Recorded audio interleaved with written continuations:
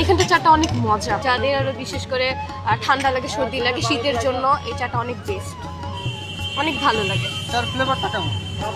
অনেক ভালোই আছে। এই চাটার জন্য আমরা এত দূর আসি। অনেকে অনেক দূর থেকে আসে।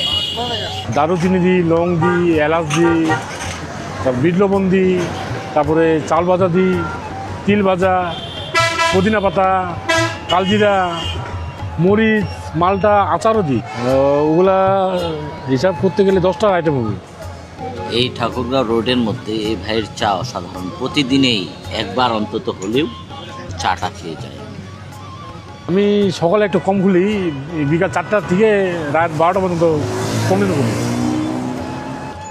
রংপুর থেকে আসে, গতকালকে আসছিলো রংপুর থেকে 2টা পিক আপ, 2টা পাজুরা গাড়ি নিয়ে আসলো। ওরা বলে আমার চার কথা শুনে আসছে, রাত 11টা দিকে আসছিলো।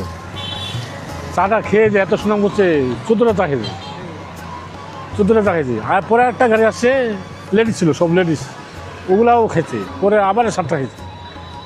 আমি দিনাজপুর থেকে শুক্রবারের দিন দিনাজপুর থেকে আসে, পঞ্চগড় থেকে আসে, গাইবান্ধা থেকে আসে চা খেতে। গেলে বাইক নিয়ে ছেলেগুলো আসে, তারপরে মুরব্বীগুলো আসে, কার নিয়ে আসে।